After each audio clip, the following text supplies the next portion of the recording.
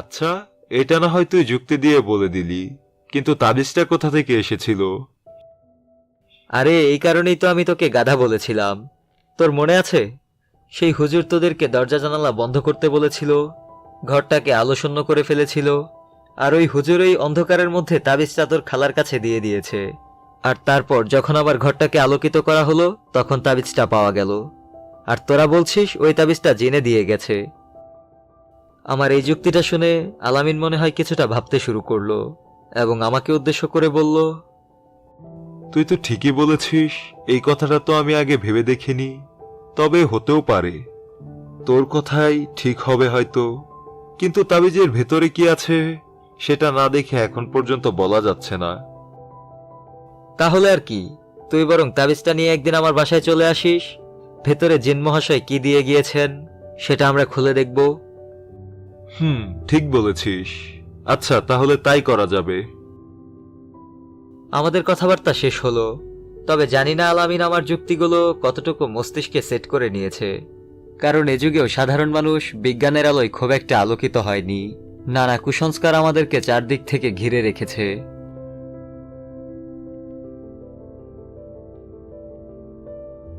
রাত প্রায় 8টা বাজে। আমি গভীর মনোযোগ দিয়ে আমার নিজের লেখা বইয়ের পাণ্ডুলিপি পড়ছি। কোথায় কি ভুল ত্রুটি হলো তা খতিয়ে দেখছি। আর পড়তে গেলে আমার গভীর মনোযোগের প্রয়োজন হয়, যে কারণে ফ্যানটা অফ করে দিয়েছি, কেননা ফ্যানের শব্দেও আমার মনোযোগে বিঘ্ন ঘটে। কিন্তু এমন সময় দরজায় শব্দ হলো। এই বই পড়ার সময় দরজায় শব্দ হওয়াটা আমার জন্য খুবই বিরক্তিকর। খুবই বিরক্তি নিয়ে মুখের সামনে থেকে বইটা সরালাম এবং ডেকে জিজ্ঞেস করলাম, কে কে দরজায় শব্দ করছে? দরজার ওপার থেকে আওয়াজ আসলো, স্যার, আমি বরাত। বরাত? বরাত আবার কে? তোমাকে তো ঠিক চিনতে পারলাম না। স্যার, আপনি আমাকে চিনতে পারবেন না। আগে দরজাটা খুলুন, তারপর আমি আমার পরিচয় দিচ্ছি। ছেলেটার কথা শুনে বুঝতে পারলাম সে আমার পরিচিত নয়, কিন্তু যেহেতু এই রাতের মধ্যে আমাকে এসে ডাকছে, তাই আমি উঠে গিয়ে দরজাটা খুলে দিলাম। দরজা খুলে দেখতে পারলাম একটি কিশোর ছেলে বাইরে দাঁড়িয়ে আছে। আমাকে দেখেই সে বলল, স্যার, আমার নাম বরাত। আমি পাশের একটি মিলে কাজ করি। আমি আপনার কাছে পড়তে চাই। ছেলেটি আমার কাছে পড়তে চায় এই কথাটা শুনে তার জন্য আমার মনে কিছুটা ভালো লাগা সৃষ্টি হলো, কেননা আমি পড়ালেখাকে ভালোবাসি। তাই আমি তাকে বললাম, আচ্ছা তুমি প্রথমে ভেতরে এসো। ছেলেটিকে নিয়ে আমি ভেতরে চলে আসলাম এবং তাকে জিজ্ঞেস করলাম, এর আগে তুমি কোন ক্লাস পর্যন্ত পড়েছো? প্রাথমিক বিদ্যালয় পাশ করেছো তো?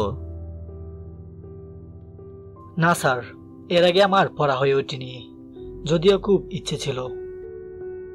ছেলেটার কথা শুনে বুঝতে পারলাম ওকে আবার হাতে কলমে সব শেখাতে হবে, কেননা সে এখনো প্রবেশিকায় পাশ করেনি। আমি আবার তাকে জিজ্ঞেস করলাম, আচ্ছা তোমার এর আগে পড়া হয়ে ওঠেনি কেন? আমার বাবা খুব অসুস্থ, যে কারণে জীবনের প্রয়োজনে আমাকে ঢাকায় চলে আসতে হয়েছে। এবার বরাতের কথা শুনে আমি বুঝতে পারলাম তার নিরক্ষরতার ঘটনা হলো দরিদ্রতা।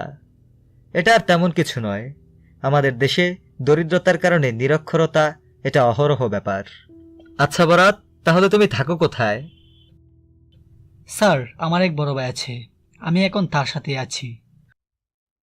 ছেলেটার সম্পর্কে এতটুকু জানার পর আর খুব একটা জানতে ইচ্ছে হলো না।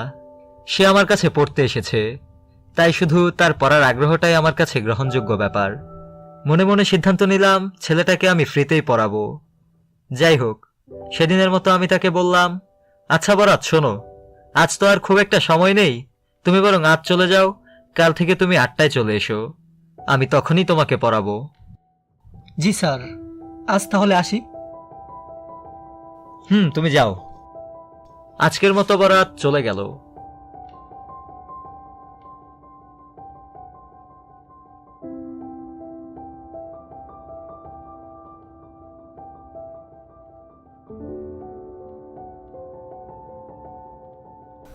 সকালে ঘুম ভাঙতেই আমার শিডিউল অনুযায়ী আমি চলে আসলাম কলেজে। ইতিমধ্যে 2টো ক্লাস হয়ে গেল। আমি বন্ধু মহলের সঙ্গে কিছুক্ষণ হ্যাং আউট করলাম, তারপর ভাবলাম আবার বাসায় ফিরে যাওয়া যাক, এবং আমি তাই করলাম।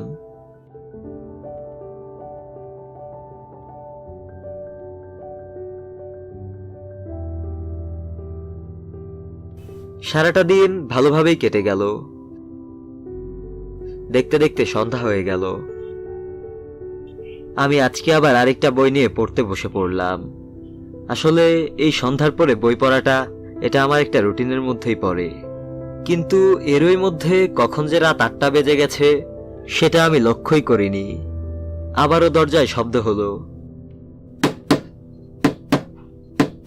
যেহেতু রাত 8টা বেজে গেছে বুঝতে পারলাম বরাত চলে এসেছে।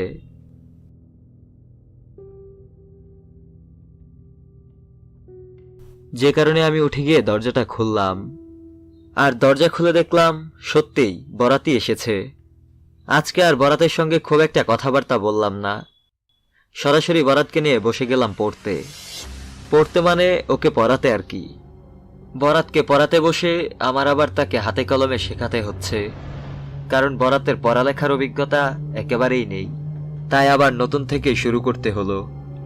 বরাত আসার সময় একটা হালিমের প্যাকেট নিয়ে এসেছিল, কিন্তু আমি না করে দিয়েছি। আমি বলেছি এমন যেন আর না করে, কারণ আমি এসব বাইরের খাবার খুব একটা পছন্দ করি না। যাই হোক, এভাবেই প্রায় 1 ঘন্টা কেটে গেল। ঘড়ির কাঁটায় এখন 9টার চেয়েও বেশি বাজে। আজকে বরাত যতটুকু পড়েছে অনেকটাই হয়ে গেছে। প্রথমেই খুব বেশি চাপ দেওয়া যাবে না, তাই আজকের মতো তার ছুটি ঘোষণা করে দিলাম।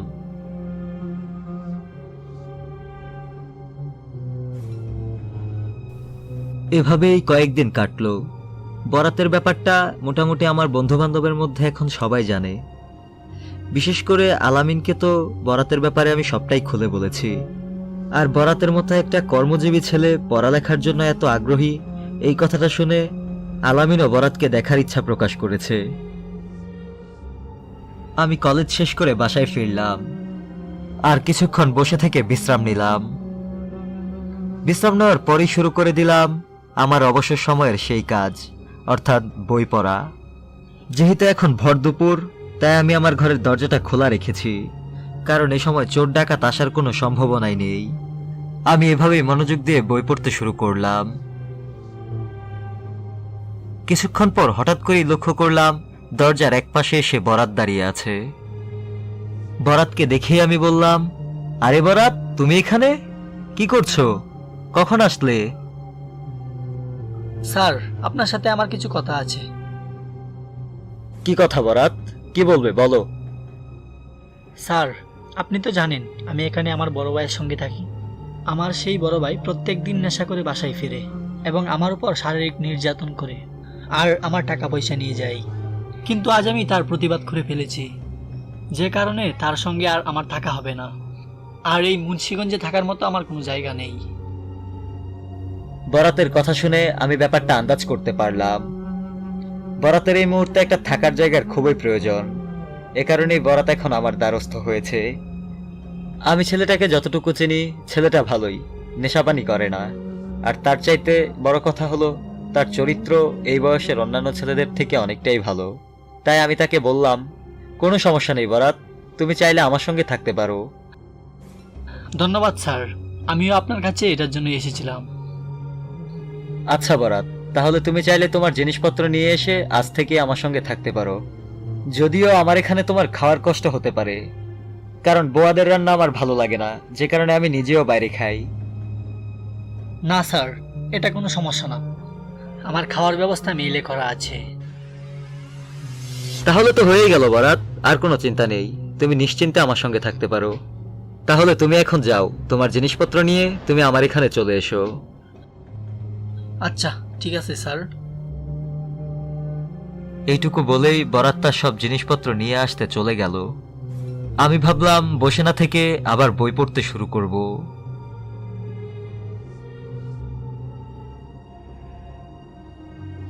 আজ 2 দিন হলো বরাত আমার সঙ্গেই আছে। এদিকে আলামিনের সঙ্গেও আমার দেখা হলো। আমি আলামিনকে বরাতের আমার সঙ্গে থাকার বিষয়টা খুলে বললাম। আলামিন বলল আমার বাসায় সে একদিন যাবে এবং বরাতের সঙ্গে দেখা করবে। আমিও আলামিনকে আসতে বললাম, আর সাথে সেই তাবিজটা নিয়ে আসতে বললাম। আপাতত এতটুকু কথোপকথনের মধ্য দিয়েই আমি বিদায় নিলাম।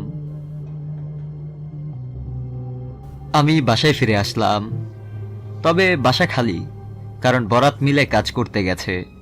ভাবছি এখন আমি ভার্চুয়ালে চ্যাটিং করব, আর তারপর আবার বই পড়তে বসব। এসব ভাবতে ভাবতেই সূর্য পশ্চিম আকাশে চলে গেছে, অর্থাৎ সন্ধে হয়ে গেছে।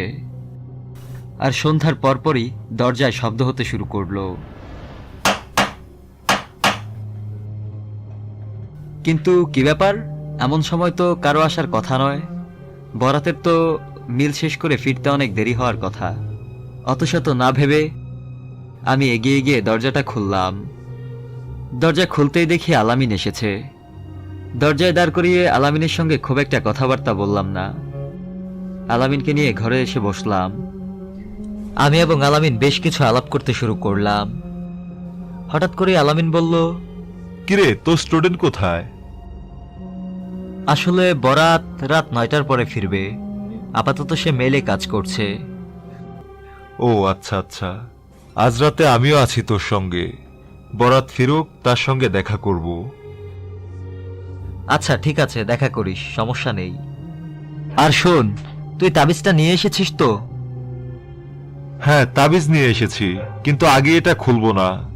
খুব ক্ষুধা লেগেছে। চল আগে আমরা কিছু খেয়ে আসি, তারপর খুলবো।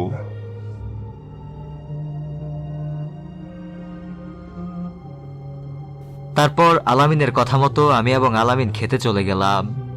আমরা একটা হোটেলে ঢুকলাম এবং খাওয়া শেষ করলাম। খাওয়া শেষ করে ঘরে ফিরে দেখলাম ঘড়িতে বাজে রাত 10টার কাছাকাছি। বুঝতে পারলাম বরাত ঘরে চলে এসেছে। বরাতকে ডাক দিলাম, বরাত, এই বরাত। মুহূর্তে দেখলাম বরাত এসে হাজির। আমি বরাতকে বললাম, শোনো বরাত, আমরা বাইরে থেকে খেয়ে এসেছি, আশা করি তুমিও মেল থেকে খেয়ে এসেছো। এখন আর খুব বেশি সময় নষ্ট করা যাবে না। সিদ্ধান্ত নিয়েছি তোমাকে স্কুলে ভর্তি করে দেব, তাই এখন থেকে তোমার পড়ালেখা নিয়মিত করতে হবে। যাও, পড়তে বসো। আর এই যে দেখছো, সে হলো আলামিন, আমার বন্ধু। আমি বুঝতে পারলাম আলামিনের সঙ্গে বরাতের খুব একটা পরিচয় না থাকায় বরাত খানিকটা লজ্জা পাচ্ছে, যে কারণে সে কোনো কথা বলছে না। ঠিক এমন সময় আলামিন বলল, বরাত, তুমি ভালো আছো তো? আমি তোমার স্যারের বন্ধু। তোমার ব্যাপারে তোমার স্যার আমাকে সব খুলে বলেছে। বরাত সম্মতিসূচক মাথা নাড়ালো। পরেই আমি বরাতকে বললাম, আচ্ছা বরাত, তুমি যাও, তুমি বরং এখন পড়তে বসো। আমার কথা মতো পাশের ঘরের বিছানায় বরাত পড়তে চলে গেল।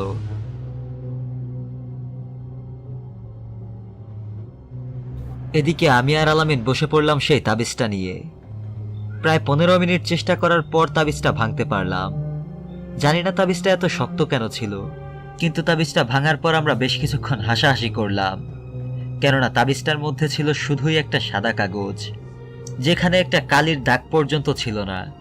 আর আলামিন এসে বলছিল এটা তাকে জিনে দিয়ে গেছে। যাই হোক, প্রায় 20 থেকে 15 মিনিট হয়ে গেছে আমরা এই তাবিজটি ভেঙেছি। এর মধ্যে আলামিন সেই হুজুর সম্পর্কে ক্ষোভ প্রকাশও করেছে আমার কাছে। যাই হোক, আমরা এখন বসে আছি, কিন্তু হঠাৎ করেই আমি এবং আলামিন একটা শব্দ শুনতে পেলাম। শব্দটা একটা ঘষাঘষির শব্দ। সাধারণত কলম দিয়ে খাতার মধ্যে ঘষলে যেরকম শব্দ হয়, ঠিক সেরকম শব্দটা আসছে বরাতের ঘর থেকে, অর্থাৎ যে ঘরটাতে বসে বরাত পড়ছে সেই ঘরটা থেকে। আমি বরাতকে ডাক দিলাম, বরাত, এই বরাত, বরাত। ডাকাডাকির পরেও কোনো উত্তর পেলাম না বরাতের। এবার আমি একটু রাগেই ডাক দিলাম, বরাত, এই বরাত, কি করছো তুমি? এবার একটা কণ্ঠ ভেসে আসলো, স্যার, এখানে 3টা বাচ্চা তার মায়ের সঙ্গে এরকম করছে। আমি কিছুই জানি না স্যার। বরাতের কণ্ঠ শুনে আমি অবাক হয়ে গেলাম, কারণ তার কণ্ঠে একটা অন্যরকম ছোঁয়া পাচ্ছিলাম আমি, যা সাধারণত বরাতের কণ্ঠ নয়। যে কারণে আমি এবং আলামিন তাড়াতাড়ি করে বরাতের ঘরে ছুটে গেলাম। কিন্তু সেখানে গিয়ে যা দেখতে পেলাম তাতে আমি এবং আলামিন দুজনেই অবাক হলাম। বরাতের চোখ দুটো লাল হয়ে আছে, একেবারে লাল। পাশে আমরা তাকিয়ে বরাতের খাতাটা দেখলাম, খাতাটা পড়ে আছে ছড়িয়ে। আমি জিজ্ঞেস করলাম, বরাত, এই বরাত, কি হয়েছে তোমার? এমন করছো কেন? আপনি ভুল বুঝছেন স্যার, আমি কিছুই করছি না। ওই 3টা বাচ্চা তার মায়ের সঙ্গে এসব ঘটনা ঘটাচ্ছে। আমারও খুব ভয় লাগছে স্যার। বরাতের এসব কথা শুনে হুট করেই আলামিন রেগে গেল। আলামিন চিৎকার করে বলল, আরে ম্যাক, এই ছেলে নিশ্চিত নেশা করে এসেছে, তুই ওকে ধর, নয়তো এ ধরনের আচরণ কেউ করতে পারে না। ও নেশা করে এসেছে, আমি নিশ্চিত করে বলছি। আমি বরাতকে যতটুকু চিনি তাতে আমি কনফিডেন্স রেখেই বলতে পারি বরাত নেশা করে আসেনি। কিন্তু আলামিনের ভাব দেখে মনে হচ্ছিল আলামিন যে কোনো সময় গিয়ে বরাতকে মেরে দিতে পারে। যে কারণে আমি আলামিনকে নিয়ে ঔষধ কেনার কথা বলে ঘর থেকে বেরিয়ে আসলাম। আমি আর আলামিন ফার্মেসিতে গেলাম এবং বরাতের জন্য ঔষধ কিনে নিলাম। আমি এবং আলামিন বাসায় ঢুকেই প্রথমে দরজাটা বন্ধ করে দিলাম। কিন্তু বরাতের ঘরে পৌঁছেই আমরা যে অবস্থা দেখতে পারলাম তাতে আমার জানা যত যুক্তি আছে সব ধূলিসাৎ হয়ে গেল। বরাত বিছানার উপরে বাতাসে ভাসছে। আমি এবং আলামিন হাঁ করে কিছুক্ষণ দাঁড়িয়ে রইলাম। বরাত হুট করে বিছানায় পড়ে গেল।